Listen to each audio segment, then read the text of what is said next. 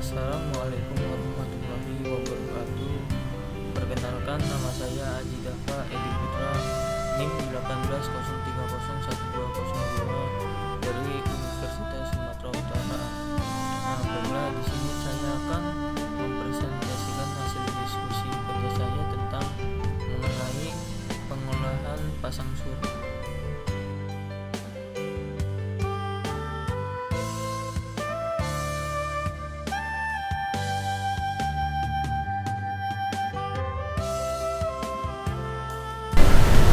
Pengertian lahan pasang surut.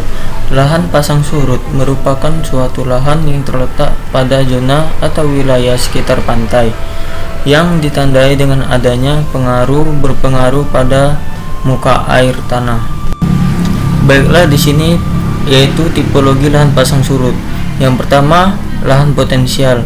Lahan potensial adalah lahan yang paling kecil kendalanya dengan ciri lapisan pirit 2% berada pada kedalaman lebih dari 30 cm. Tekstur tanahnya liat. Kandungan N dan P tersedia rendah. Kandungan pasir kurang dari 5%. Kandungan debu 20%. Derajat kemasaman 3,5 hingga 5,5. Yang kedua yaitu lahan sulfat masam. Lahan sulfat masam adalah lahan yang lapisan piritnya berada pada kedalaman kurang dari 30 cm.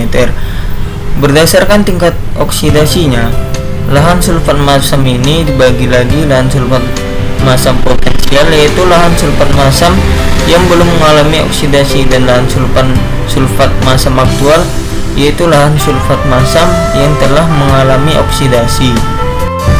Yang ketiga yaitu lahan gambut atau bergambut.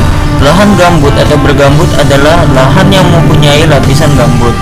Berdasarkan ketebalan gambutnya, lahan ini dibagi ke dalam 4 subtipologi, yaitu lahan bergambut, gambut dangkal, gambut dalam, dan gambut sangat dalam. Umumnya lahan gambut kekurangan beberapa unsur hara mikro yang ketersediaannya sangat penting untuk pertumbuhan dan perkembangan tanaman. Dan yang terakhir yaitu yang keempat adalah lahan salin. Lahan salin adalah lahan pasang surut yang mendapat intrusi air laut sehingga mempunyai daya hantar listrik 4 ms atau 4 cm. Kandungan Na dalam larutan tanah 8-15%.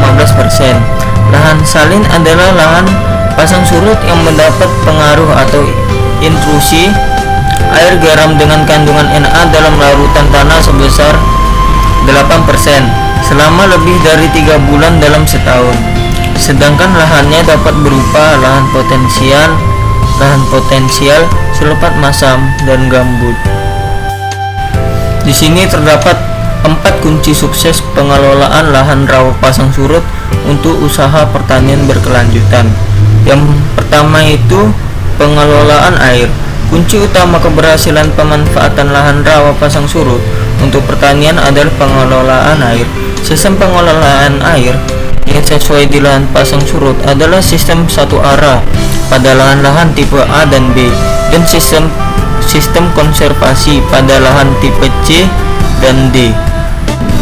Penerapan sistem tata air satu arah pada lahan tipe luapan A dan B dapat dilakukan dengan menggunakan pintu air otomatis pada tingkat saluran sekunder atau tersier yang berfungsi untuk memisahkan fungsi saluran antara sekunder atau tersier untuk saluran irigasi dan untuk saluran drainase. Dan yang kedua yaitu penataan lahan.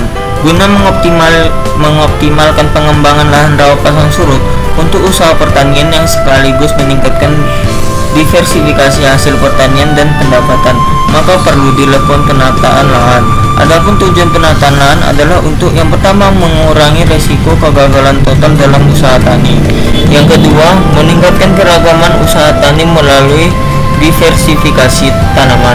Yang ketiga, meningkatkan pendapatan usaha tanam melalui diversifikasi tanaman.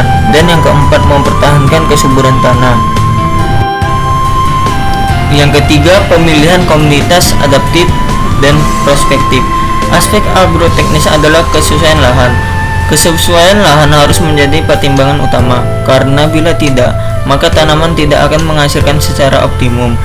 Pengusahaan tanaman pada lahan yang kurang sesuai akan memerlukan perlakuan dan penambahan input tertentu yang akan menambah biaya, sehingga menyebabkan tidak kompetitif dengan produk sejenis dari daerah lain atau dengan komunitas saingan.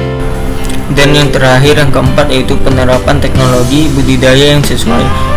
Contohnya, penyiapan lahan adalah kegiatan penebasan dan atau pembersihan rumputan serta pengolahan tanah yang ditunjukkan agar lahan menjadi rata, lebih seragam, serta memberikan media tumbuh yang baik bagi perakaran tanaman.